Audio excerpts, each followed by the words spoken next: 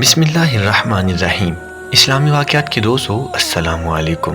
دوستو، سوال تھا کہ جنت میں کس مذہب کے لوگ داخل کیے جائیں گے، یہودی، عیسائی یا پھر مسلمان؟ اس سوال کے جواب کے لیے تینوں مذاہب کے علماء کو مدعو کیا گیا۔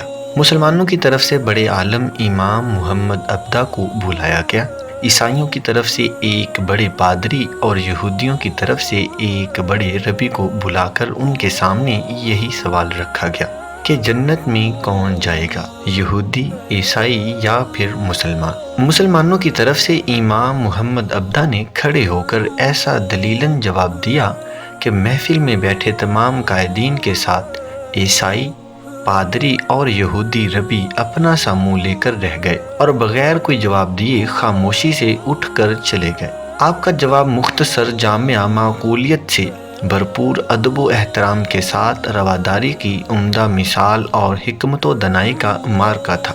ان کے جواب نے سارے مسلمانوں کے ہونٹوں پر مسکراہٹ بکھیر دی اور یہ باب ہمیشہ کے لیے بند ہو گیا۔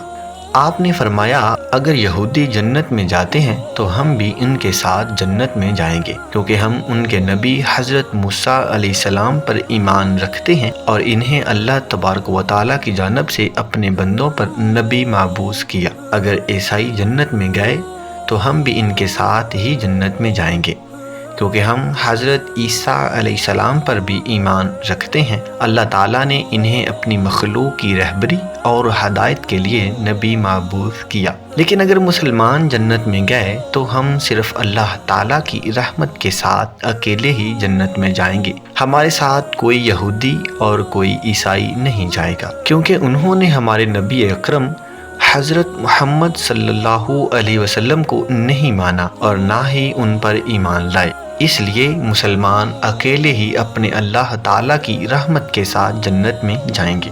اسلامی واقعات کے دوستو، اگر یہ ویڈیو آپ کو پسند آئی ہے تو لائک ضرور کیجیے گا اور اپنے دوستوں میں شیئر لازمی کر دیں، اور ساتھ ہی ہمارے چینل اسلامی واقعات کو سبسکرائب کر دیں اور بیل آئیکن کو پریس کر لیں تاکہ ہماری ہر نئی آنے والی ویڈیو آپ کو بر وقت ملتی رہے۔ خدا حافظ۔